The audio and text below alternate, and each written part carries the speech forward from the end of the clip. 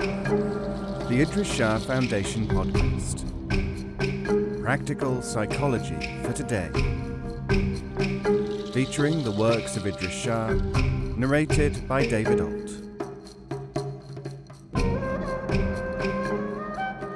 Welcome to the Idries Shah Foundation podcast.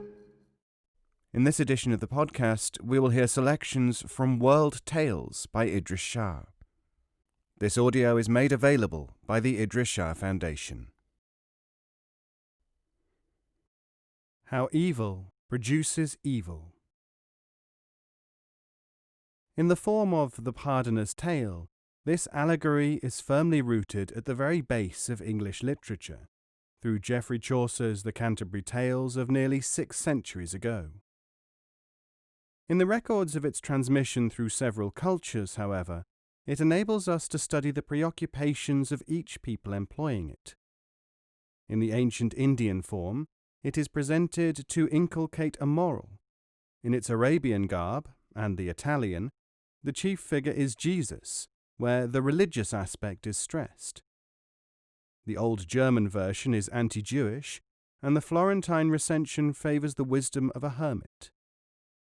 The Central Asian writing was by the 13th century major Sufi mystic, of Chaucerian rank in Persian, Fariduddin Attar, and here the application is that of the Gnostic, to the effect that there is an unperceived world beyond normal perceptions. The following version is from the 16th century Italian. The story is famous too as the plot of Hans Sachs's 1547 Meister.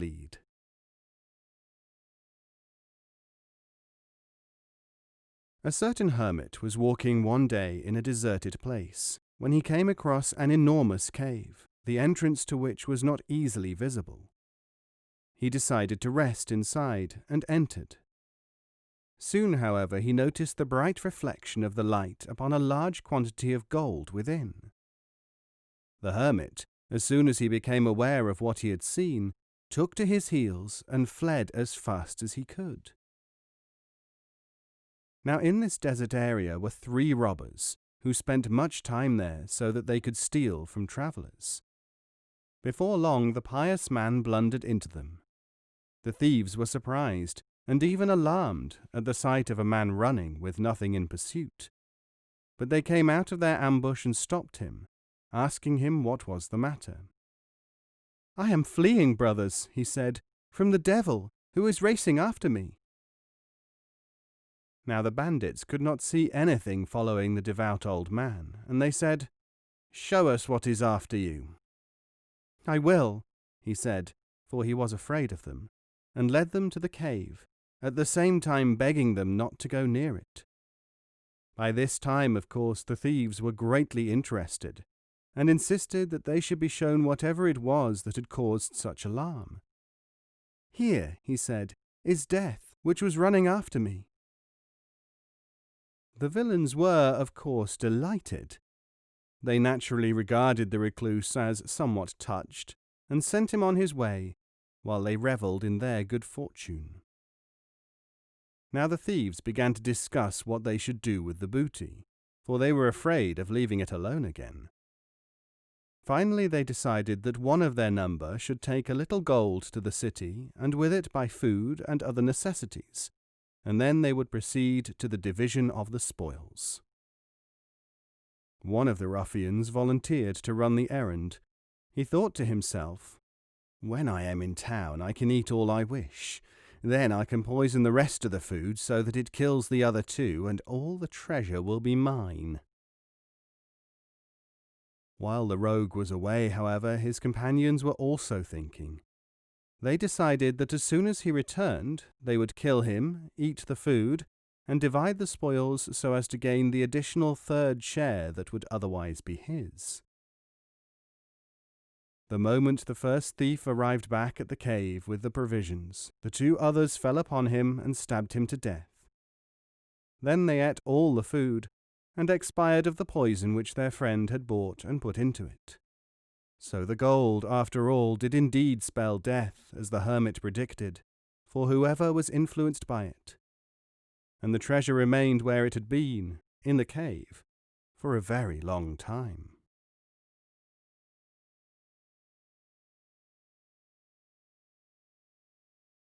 The Ghoul and the Youth of Ispahan.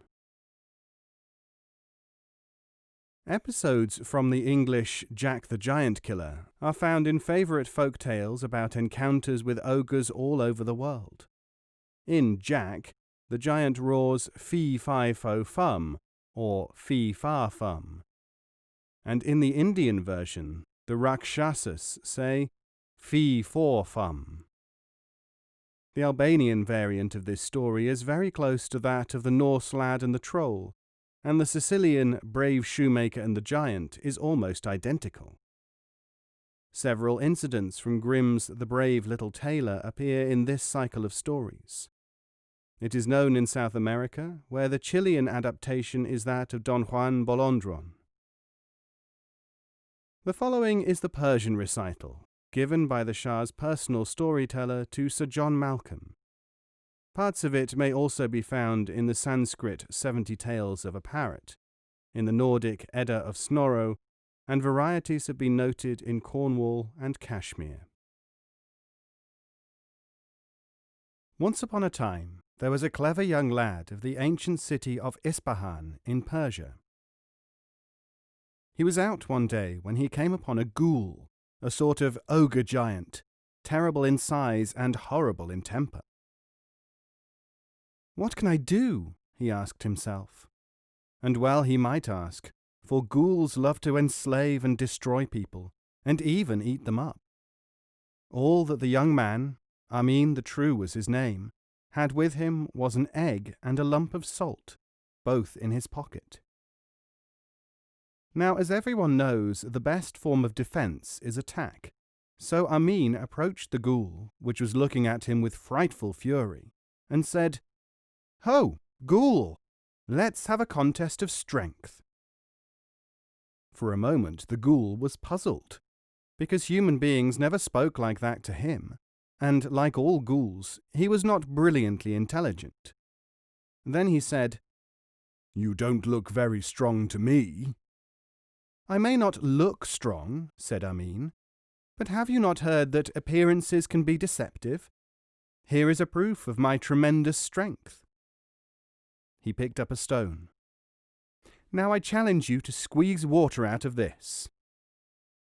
The ghoul took the stone and tried. Then he said, "No, it is impossible." "Not at all. It is easy," replied Amin. While the ghoul had been squeezing, Amin had placed the egg in his own hand.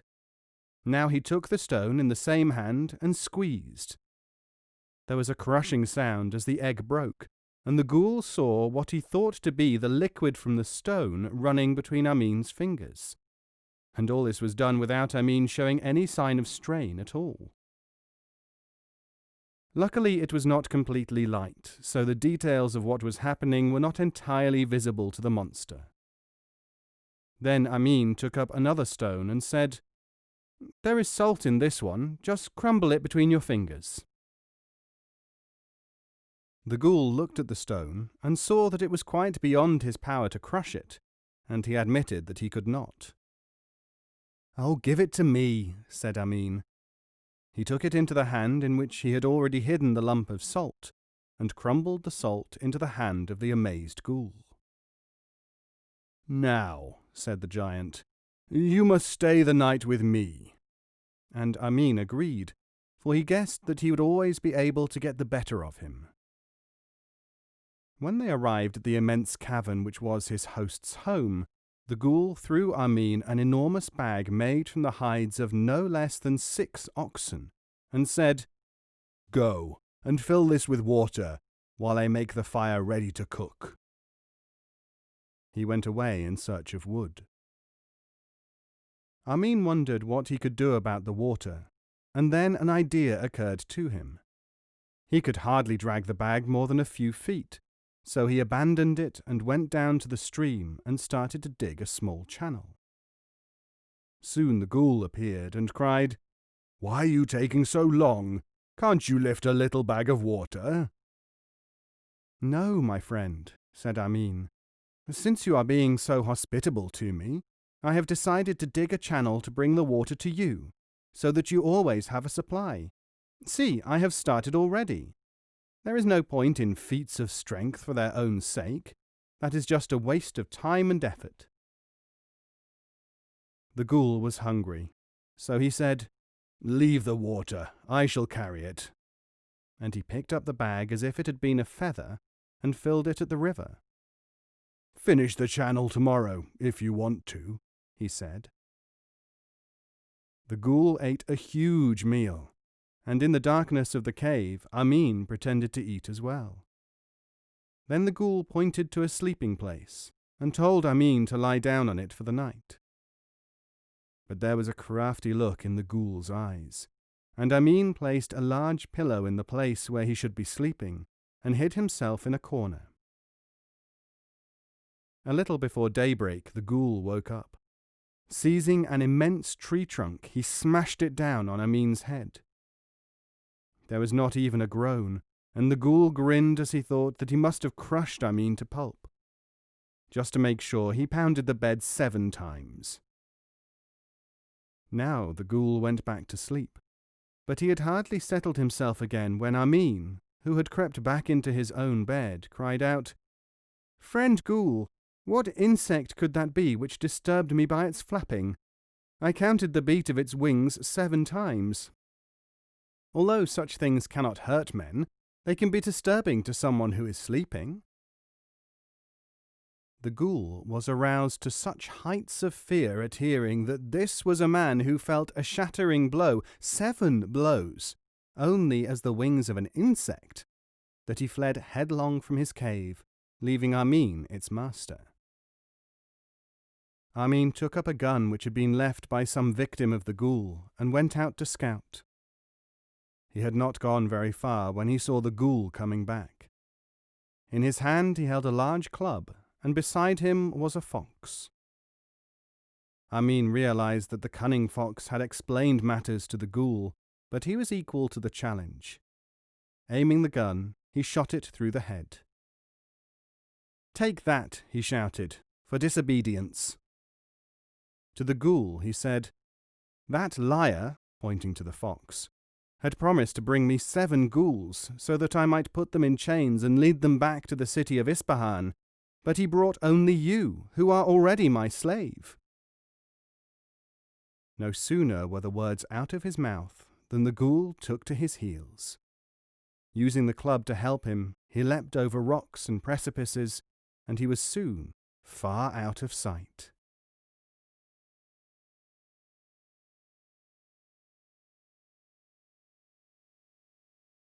The Pilgrim from Paradise. The theme of the crafty adventurer is common to a whole genre of stories, just as the entertainment possibilities in misunderstandings and the working of simpletons' minds are 2 further well-exploited themes, especially in folklore. These elements are combined in a humorous whole in a tale which is a favourite, and has been such for centuries, in countries as far apart as Norway, Brittany, Italy, and southern India. A distinctive characteristic of this story is that, from the frozen north to the sun-baked southeast of Asia, the essential incidents remain remarkably similar. This version is from the 19th century Bombay collection of Pandit Natesa Sastry. A kindly and charitable, somewhat simple woman, married to a rich miser, once lived in a village where a certain rogue had made up his mind to fool the woman when he could find an opportunity. One day, this man saw the miser ride out to make a tour of his land, and decided that the time to work his trick had arrived. He made his way to the house where the couple lived, and threw himself upon the ground, as if completely exhausted. The good woman came out at once, asking what his trouble was, and where he was from. "I am a traveller from paradise," he said, "and I have been sent by an ancient couple to seek news of their son and his wife." The lady was very much impressed that she had a visitor from the mysterious, inaccessible Mount Kailasa of the Himalayas, and wondered aloud who these lucky people could be whom her guest represented.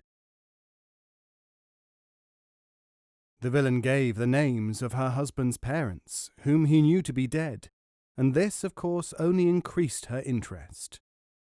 "And how are they?" she asked. "Are they well? If only my husband were at home to hear your news of his dear old father and mother." She asked him to sit down to rest, and plied him with question after question about the departed ones. She played into the swindler's very hands by asking him whether her parents-in-law had enough to wear and to eat, and if they were really happy. The thief was anxious to be on his way before the miser returned, so he made short work of his answers. "Lady," he said, "I have no words to describe their miserable state. In the world beyond they have no clothes, no food, only some water to drink. How lucky that you cannot see their sufferings." "But why should it be so with them?" she asked, "when their son has so much, and when I have everything I need?" To cut a long story short, she went into the house and brought out a large quantity of clothes and all her own jewels. "Clothes and jewels will not help their hunger," said the confidence man, and the trusting woman went back into the house and brought as much of her husband's money as she could find. Collecting up his loot, the villain made off as fast as he could. Not long afterwards the husband returned, and you can imagine his rage when he heard from the excited lady how a messenger from paradise had brought grave news and taken succor to his mother and father. But there was no time to be lost. Choking back his fury, he merely asked her which way the messenger had gone, and he spurred his horse in hot pursuit. Before long the miser saw the thief, and started to gain on him minute by minute. The deceiver, realizing that he could not escape, decided to rely on his wits, and climbed up a tall tree with his bundle of booty. As soon as the miser arrived at the bottom of the tree, he called upon the thief to come down. "Sorry," said the swindler, "I am making my way heavenwards, to Kailasa." He climbed to the very top of the towering peepal tree. The miser settled himself to wait, but then he became impatient and started laboriously to climb up after the thief. Waiting until he had almost reached him, the agile thief threw down all the things he had with him and shinned down the tree faster than the miser could follow. Leaping on the miser's horse, he rode it into the thickest part of the jungle he could find. The miser, of course, was now completely outwitted. Sorrowfully, he made his limping way back to his home. There was his wife, with radiant face, who called out to him in delight, "Ah, so you have even handed over your horse to be taken to paradise, so that your dear old father can ride." Unable to admit that he was as much a fool as she had been, the miser could only try to cover his rage and folly by saying, "Yes, that's right."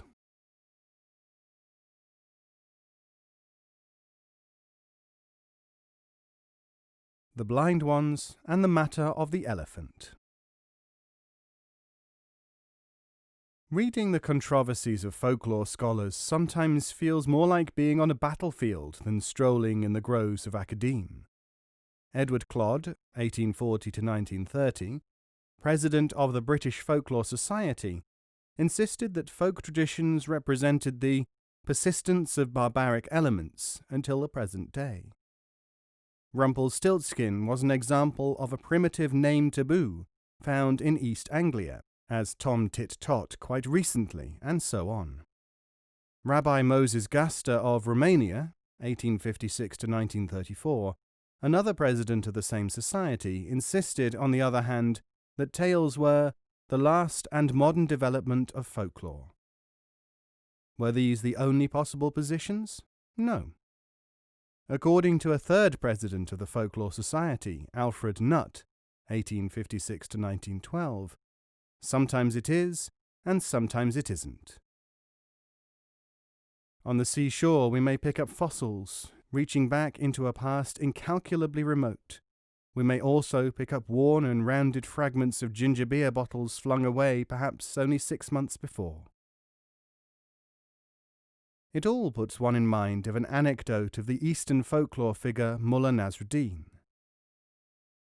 Nasruddin entered the mosque and said to the people, "Do you know what I am going to tell you?" There were shouts of "No." So he said, "Then I shall not bother with such ignoramuses." The following day he asked the same question again from the pulpit. The answer was yes. "Then I don't need to tell you," he said, and went out. The third time, when he repeated his question, the people cried, "Some of us do, some of us do not." Nasruddin said, "Then let those who do tell those who do not know," and he left the building. The following story of the unity of all knowledge from the great 13th century mystic of Balkh, now Afghanistan, Maulana Jalaluddin Rumi, may perhaps get to the heart of the problem.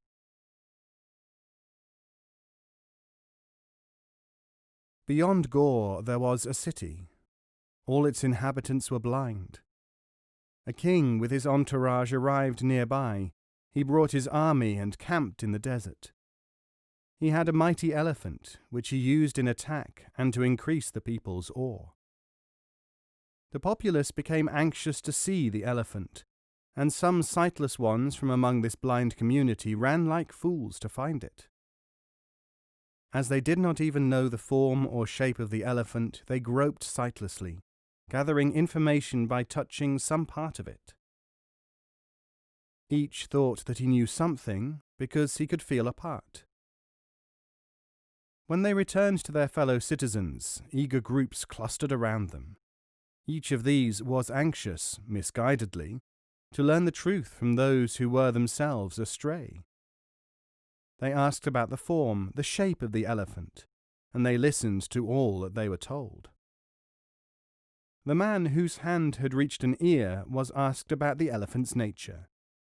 He said, "It is a large, rough thing, wide and broad, like a rug." And the one who had felt the trunk said, "I have the real facts about it. It is like a straight and hollow pipe, awful and destructive." The one who had felt its feet and legs said, "It is mighty and firm, like a pillar." Each had felt one part out of many. Each had perceived it wrongly. No mind knew all. Knowledge is not the companion of the blind. All imagine something incorrect. The created is not informed about divinity. There is no way in this science by means of the ordinary intellect.